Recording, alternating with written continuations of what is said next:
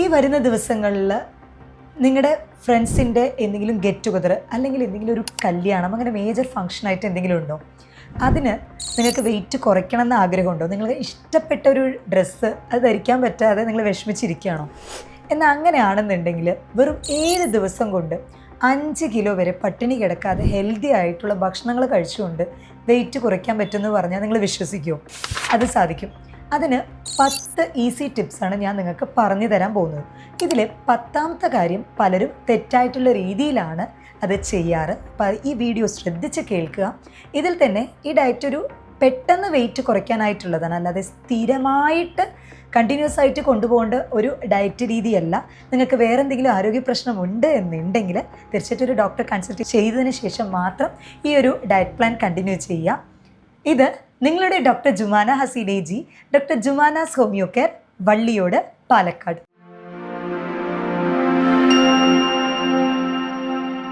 പെട്ടെന്നൊരു ഫംഗ്ഷൻ വരികയാണ്. അപ്പോൾ ആ ഒരു ടൈമിൽ എനിക്ക് വെയിറ്റ് കുറഞ്ഞ് കാണണമെന്ന് പലരും ആഗ്രഹിക്കും. നമുക്ക് ഇഷ്ടപ്പെട്ടൊരു ഡ്രസ്സ് ഇടണം എന്നാഗ്രഹിക്കുന്നവർ പലരും ഉണ്ട്. എന്നാൽ ഈ വെയിറ്റ് കൂടിയത് കൊണ്ട് എങ്ങനെയാണ് ഇപ്പോൾ 2 ആഴ്ച 3 ആഴ്ചയ്ക്കുള്ളിലൊക്കെ വെയിറ്റ് അത്ര പെട്ടെന്ന് കുറയുമോ? അതിനൊക്കെ കുറേ മാസങ്ങൾ ഡയറ്റ് എടുക്കേണ്ടേ എന്ന് വിചാരിക്കുന്നവരുണ്ട്. ഈ 10 കാര്യങ്ങൾ ശ്രദ്ധിക്കുക. അതിൽ ആദ്യത്തെ കാര്യം എന്ന് പറയുന്നത്, നമ്മൾ ഭക്ഷണം കഴിക്കുന്നതിന് ഒരു അരമണിക്കൂർ മുന്നേ 500 ml, അതായത് 1/2 ലിറ്റർ വെള്ളം കുടിക്കുക.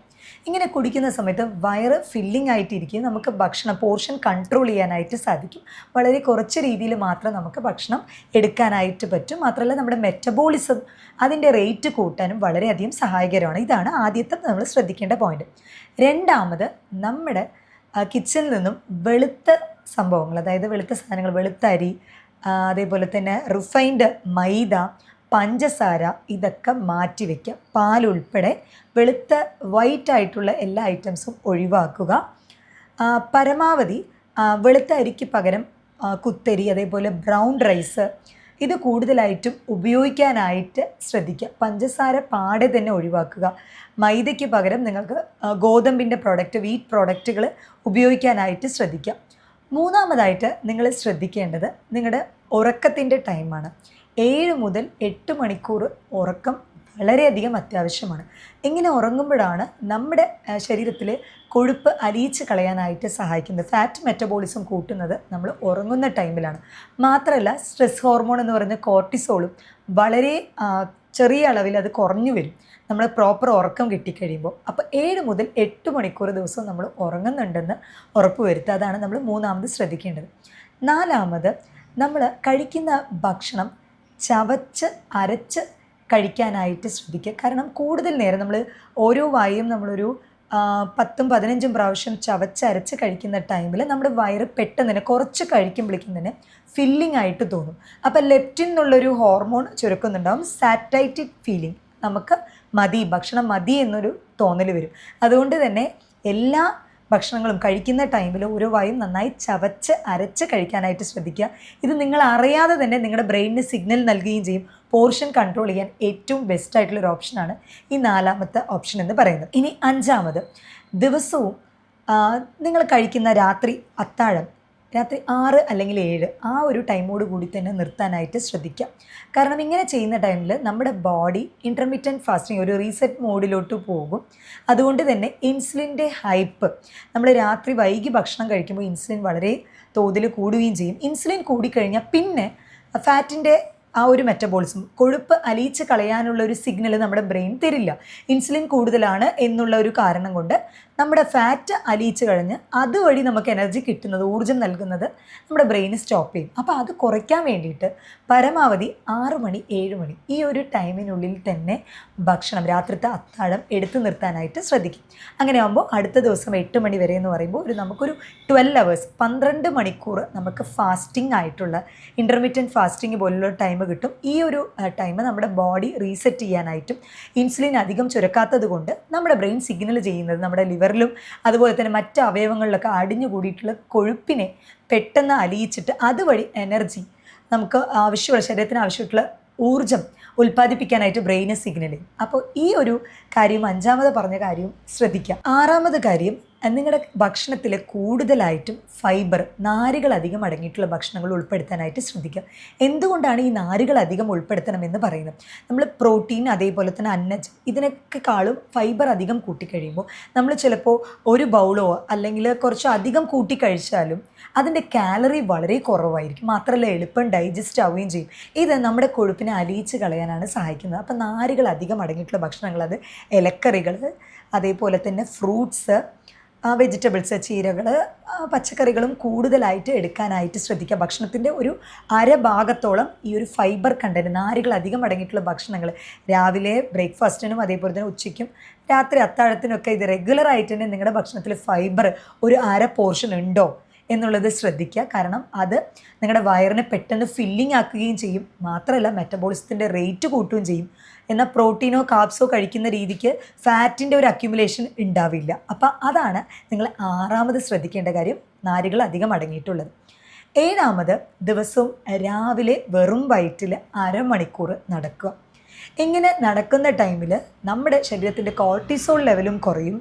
നമ്മുടെ ശരീരത്തിന് ഒരു സിഗ്നൽ നൽകും ഫാറ്റ് മെറ്റബോളിസം കൂട്ടാനായിട്ട്. അപ്പോൾ അടിഞ്ഞു കൂടിയിട്ടുള്ള കൊഴുപ്പ് അലിയിച്ച് കളയാൻ വെറും വയറ്റിൽ, രാവിലെ വെറും വയറ്റിൽ നിങ്ങൾ നടത്തും. 30 മിനിറ്റ് ഒരാഴ്ച 7 ദിവസം നിങ്ങൾ നടന്നു നോക്കും. നിങ്ങൾക്ക് തന്നെ ആ ഡിഫറൻസ് ഫീൽ ചെയ്യാനായിട്ട് പറ്റും.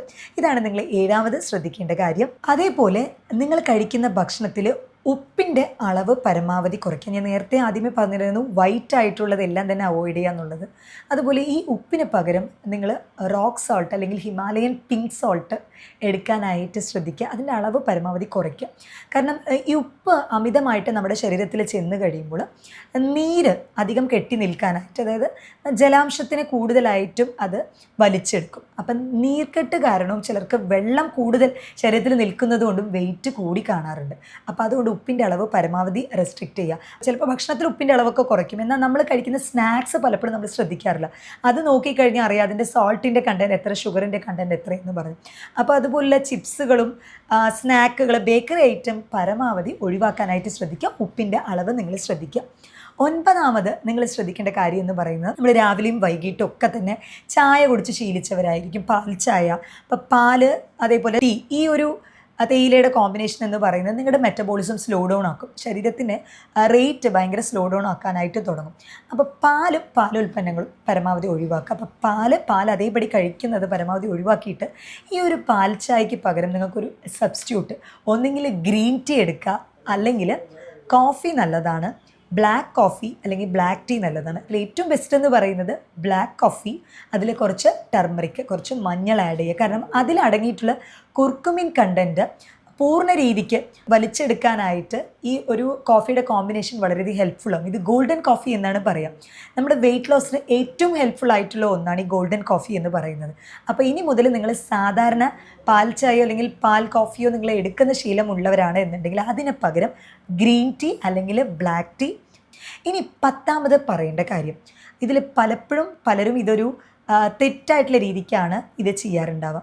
നമ്മൾ രാവിലെ വെറും വയറ്റിൽ കുടിക്കുന്ന ഡ്രിങ്ക്, എപ്പോഴും നമ്മൾ രാത്രി ഉറങ്ങി എഴുന്നേച്ചതിന് ശേഷം നമ്മുടെ ഫാറ്റ് മെറ്റബോളിസം അതിന് സഹായിക്കുന്നത് നമ്മൾ രാവിലെ എടുക്കുന്ന ഡ്രിങ്ക് എന്താണെന്നുള്ളതാണ്. ചൂടുവെള്ളം അല്ലെങ്കിൽ നോർമൽ വെള്ളമാണ് റെഗുലർലി പലരും എടുക്കുക. എന്നാൽ അതിന് പകരം നിങ്ങൾ പട്ടയിട്ട് തിളപ്പിച്ച വെള്ളം, ഈ പട്ട ഒരു ചെറിയ പീസാണ് എടുക്കേണ്ടത്. ഇത് കൂടുതലായിട്ടും PCOS, അതേപോലെ ഇൻസുലിൻ റെസിസ്റ്റൻസ്, അതുപോലെ ഷുഗർ ക്രേവിങ്സ് കൂടുതലായിട്ടുള്ളവർ, ഡോക്ടറെ എനിക്ക് എന്ത് കഴിച്ചാലും പിന്നെയും ചോക്ലേറ്റ്സ് അതേപോലെ തന്നെ സ്നാക്സ്, സ്വീറ്റ്സ് കഴിക്കണം എന്നൊരു ക്രേവിങ് ഉണ്ട്, ഭക്ഷണം കഴിച്ചു കഴിഞ്ഞാലും ക്രേവിങ് നിൽക്കുന്നില്ല എന്നുള്ളവരാണെന്നുണ്ടെങ്കിൽ നിങ്ങളുടെ ക്രേവിങ് കൺട്രോൾ ചെയ്യാനായിട്ട്, അതേപോലെ ഫാറ്റ് മെറ്റബോളിസം കൂട്ടാനും ഏറ്റവും ഹെൽപ്ഫുൾ ആയിട്ടുള്ള ഒന്നാണ് ഈ പട്ട എന്ന് പറയുന്നത്. അത് ഇടുമ്പോൾ ശ്രദ്ധിക്കണം, ഒരു ചെറിയ കഷ്ണമാണ് ഇടേണ്ടത്. ഇട്ട് തിളപ്പിച്ചിട്ട് അത് ആറിയ ശേഷം വേണം, ചെറിയൊരു ഇളം ചൂടിൽ വേണം അത് എടുക്കാനായിട്ട്. അങ്ങനെ തിളപ്പിച്ച് ഭയങ്കര ഹോട്ടായിട്ടുള്ള രീതിക്ക് അത് എടുക്കരുത്. ഇനി ഗ്യാസ്ട്രിക് അൾസർ, അതേപോലെ തന്നെ വയറ് ബ്ലോട്ടിംഗ് ഉള്ളവർ, അസിഡിറ്റിയുടെ പ്രശ്നമുള്ളവർ, അങ്ങനെയുള്ളവർ ഈ ഒരു പാനീയം ഒഴിവാക്കുക. അതിന് പകരമായിട്ട് ജീരക വെള്ളമാണ് നിങ്ങൾ എടുക്കേണ്ടത്. ഇതും കൊഴുപ്പ് അലിയിച്ച് കളയാൻ ഏറ്റവും ബെസ്റ്റായിട്ടുള്ള ഒരു മോർണിംഗ് ഡ്രിങ്കാണ്. അപ്പോൾ ഒന്നെങ്കിൽ പട്ടയിട്ട്, കറുവപ്പട്ടയിട്ട് ചെറിയൊരു പീസ് ഇട്ട് തിളപ്പിച്ച് വെള്ളം കുടിക്കുക. അങ്ങനെ അല്ലാന്നുണ്ടെങ്കിൽ നിങ്ങൾക്ക് അസിഡിറ്റിയുടെ പ്രശ്നം അല്ലെങ്കിൽ വയറ് വീർക്കുന്നത്, അങ്ങനെ നെഞ്ചരിച്ചിൽ, പൊളിച്ചു തട്ടൽ ബുദ്ധിമുട്ടൊക്കെ ഉണ്ടെന്നുണ്ടെങ്കിൽ നിങ്ങൾ രാവിലെ വെറും വയറ്റിൽ ജീരക വെള്ളം കുടിക്കാനായിട്ട് ശ്രദ്ധിക്കുക. ഇത് തീർച്ചയായിട്ടും നിങ്ങളുടെ കൊഴുപ്പ് അലിയിച്ച് കളയാനായിട്ട് ഏറ്റവും സഹായകരമാവുന്ന ഒന്നാണ്. ഈ 10 കാര്യങ്ങൾ നിങ്ങളൊരു ഒരാഴ്ച റെഗുലറായിട്ട് ചെയ്തിട്ട് തീർച്ചയായിട്ടും അതിൻ്റെ ചേഞ്ചസ് നിങ്ങൾക്ക് നോട്ട് ചെയ്യാവുന്നതാണ്. നല്ല ഹെൽത്തി ആയിട്ടുള്ള രീതിയിൽ ഭക്ഷണം കഴിച്ചുകൊണ്ട് തന്നെ നിങ്ങൾക്ക് 5 കിലോളം നിങ്ങൾക്ക് കുറയ്ക്കാനായിട്ട് പറ്റും. അപ്പോൾ പെട്ടെന്ന് വെയിറ്റ് കുറയാനായിട്ടുള്ള 7 ദിവസം കൊണ്ട് 5 കിലോ കുറയ്ക്കാനായിട്ടുള്ള ഈ ഒരു ചാലഞ്ചിന് നിങ്ങൾ തയ്യാറാണെന്നുണ്ടെങ്കിൽ ചാലഞ്ച് എന്ന് കമൻറ്റ് ചെയ്യുക. മറ്റൊരു ഹെൽത്ത് ടോപ്പിക്കുമായിട്ട് വീണ്ടും കാണാം. ഇത് നിങ്ങളുടെ doctor Jumana Haseena ji, doctor Jumana's homeo care, Valliyode, Palakkad.